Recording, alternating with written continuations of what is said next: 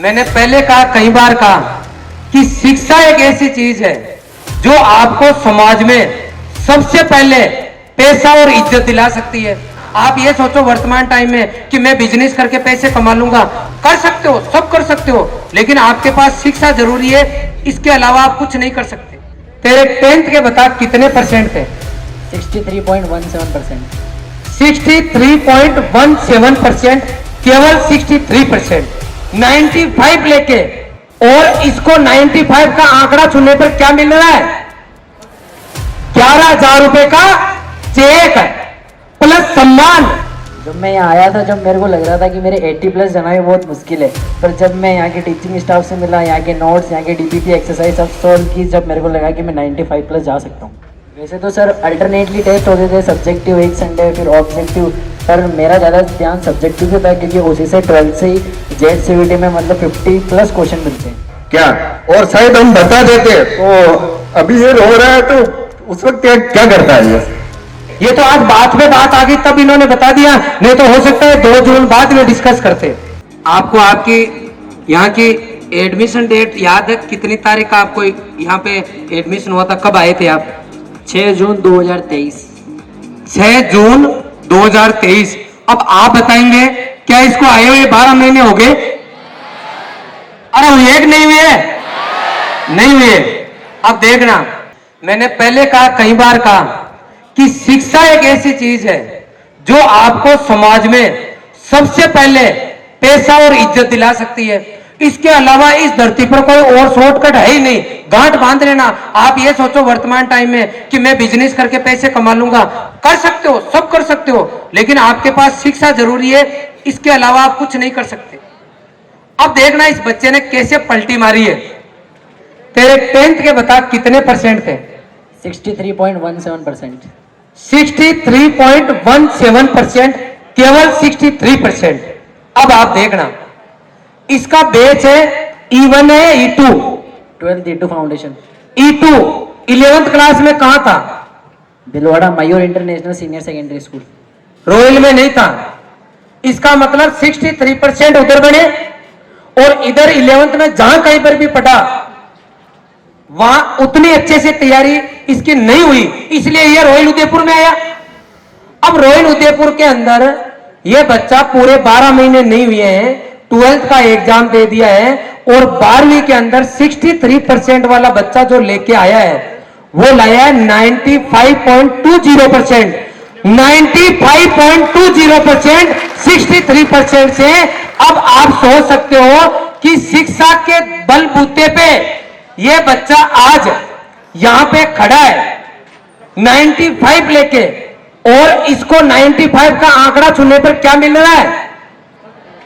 11,000 रुपए का check plus सम्मान। आज माताजी पिताजी रिलेटिव साथ खड़े हैं। वो इसलिए खड़े हैं कि इसने 12 महीने सरस्वती मां का साथ रखा। जो गुरुजी मम्मी पापा सरस्वती मां, मम्मी पापा गुरुजी सरस्वती मां, इन चारों को ही ध्यान में रखा पूरे 12 महीने। बहुत सारे होंगे ऐसे जिनके 63% होंगे जब एडमिशन लिया तब 10th क्लास में, लेकिन अगर इसने यूनिक किया है तो मैं एक ही चीज मान के चल रहा हूं कि इसने यूनिक इन चारों का मान सम्मान किया है। जब भी इसको लगा कि भाई मेरा पढ़ने का मन नहीं हो रहा, तो इसने अपने मम्मी पापा को याद किया है। इसने देखा है कि क्या सोच के उन्होंने यहां भेजा। जब भी इसका पढ़ाई में मन नहीं किया तो इसने हमेशा वो मार्कशीट देखी अपनी 10th क्लास की कि 93, 95 आने वालों का क्या सम्मान हुआ था, और मुझे समाज में किस तरीके से मेरे स्कूल में मेरी काउंटिंग की गई, मुझे गिना गया या नहीं गिना गया। जब इसकी पढ़ने की इच्छा नहीं हुई तब इसके दिमाग में ये आया कि इन फ्यूचर में क्या करूंगा। जब इसकी पढ़ने की इच्छा नहीं हुई तब इसने रॉयल इंस्टीट्यूट के वो मोटिवेशनल सेमिनार देखे, जिसके अंदर इसने इसी इंस्टीट्यूट के पढ़े हुए सीनियर्स के यहाँ पोस्टर देखे। जब पोस्टर देखे तो इसको लगा कि जब ये कर सकते हैं तो मैं क्यों नहीं कर सकता। जब भी इसके नेगेटिविटी आई तो ये पॉजिटिविटी के पास गया। मैं कहता हूं बार बार कि आप जिस तरीके से माहौल में रहोगे वही माहौल आपका लास्ट में रिजल्ट में या इस समाज में कन्वर्ट होकर आउटपुट के रूप में आपको मिलता है।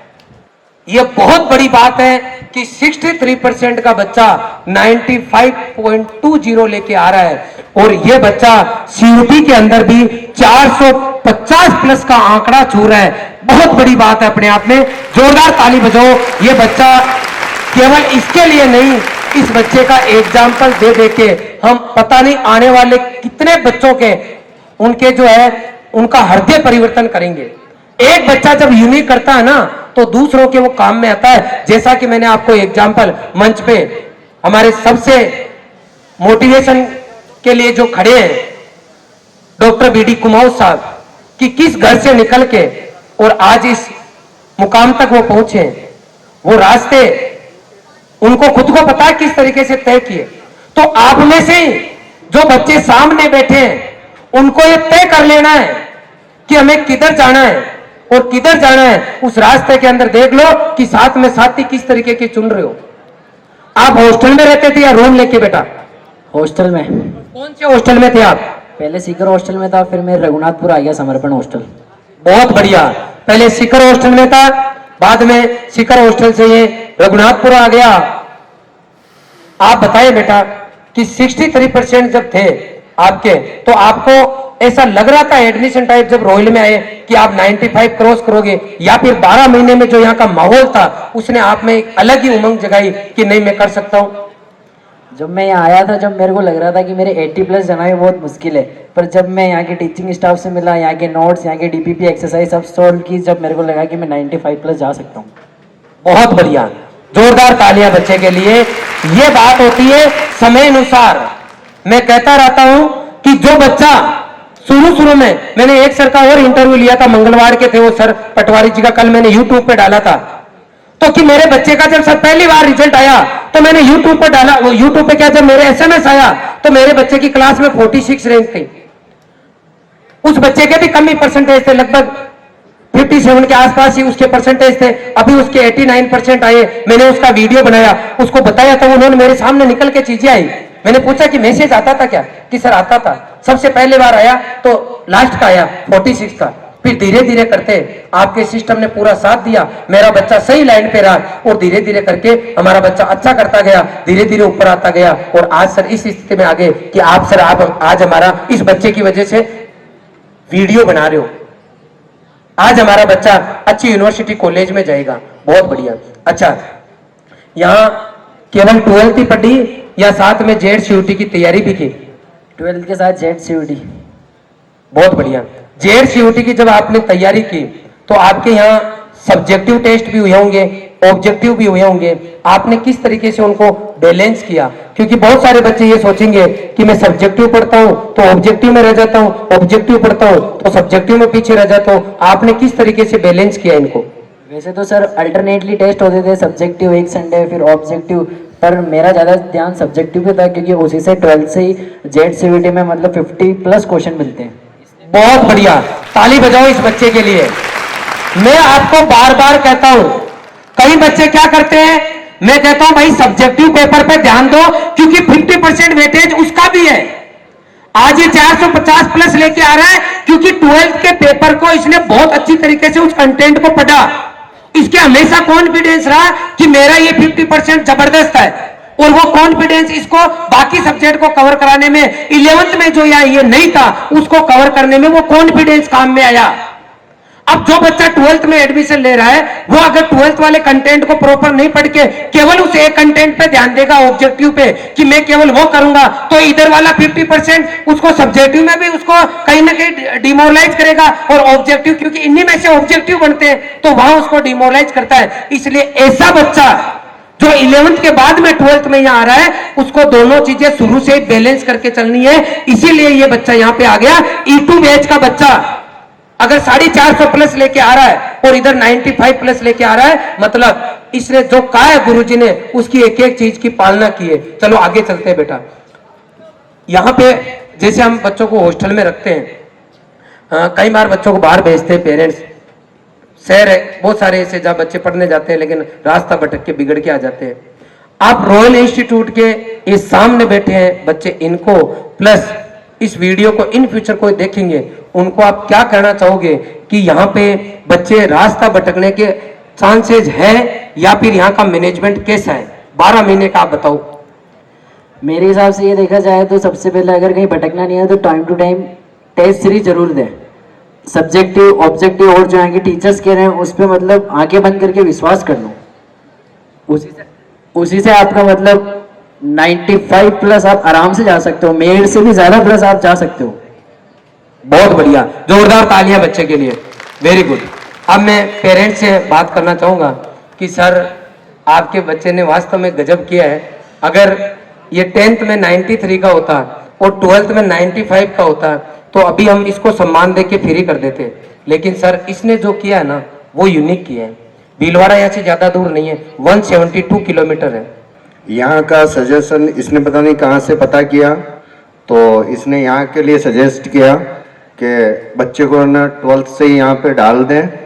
और फिर हमने मयूर स्कूल के ना प्रिंसिपल से उनसे भी बात की तो उन्होंने भी यहीं के लिए सजेस्ट किया, और इन दोनों की वजह से यहाँ पे हमने भेज के ना बच्चे को कोई भी गलती नहीं की सर, मजा आ गया सर।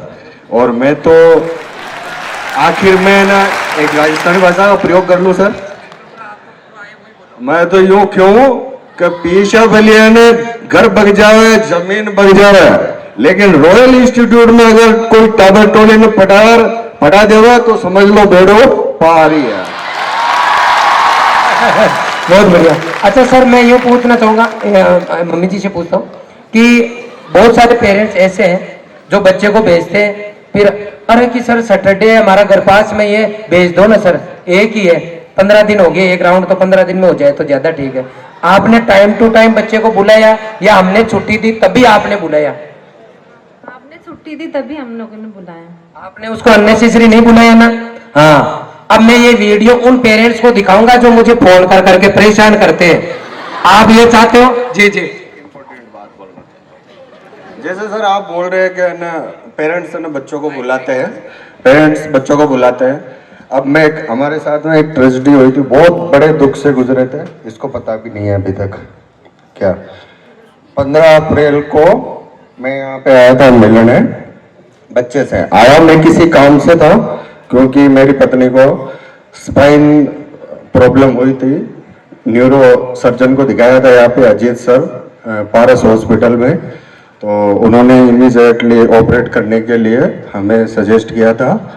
और उस टाइम बच्चे के यहाँ पे पेपर भी बहुत नज़दीक आ गए थे, तो हमने इस बच्चे को 15 तारीख को मिलके और फिर इससे मिलके फिर इनको एडमिट कराया जेके पारस हॉस्पिटल में। इसको पता नहीं चलने दिया, इसको पता चल रहा है क्योंकि अब उस दुख की घड़ी से हम उबर चुके हैं।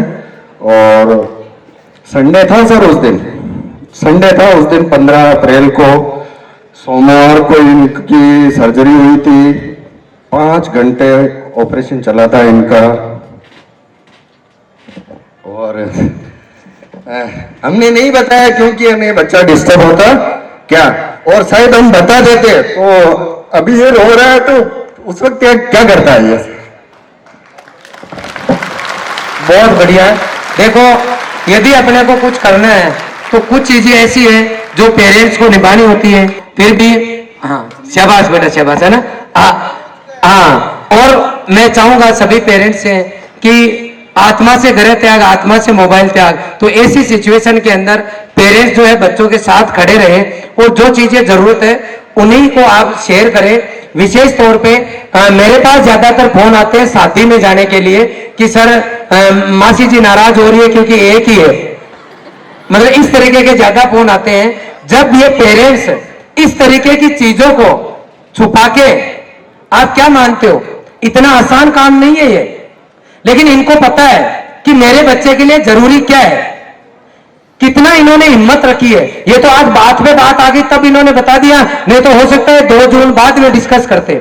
सर मैं आभार व्यक्त करता हूं आपका कि पहले तो हम पे विश्वास किया, दूसरी चीज क्योंकि मेवाड़ के पेरेंट्स थोड़े से भावुक ज्यादा है, कोटा, भीलवाड़ा, मेवाड़, यहाँ के पेरेंट्स बार बार बच्चे को बुलाते हैं, लेकिन आपके घर में कैजुअलिटी होने के बाद में भी आपने बच्चे से शेयर नहीं किया, न 12 महीने में आपने बच्चे को बार बार बुलाया। और उसका आउटपुट यह है कि आज ये बच्चा न केवल आपका सफल होगा बल्कि कई बच्चों के लिए ये मोटिवेशन का काम करेगा। आप यह पधारे, इसके लिए आपका बहुत बहुत आभार। Thank you sir, thank you very much. जोरदार तालियां इनके लिए, बहुत बढ़िया सर, शाबाश।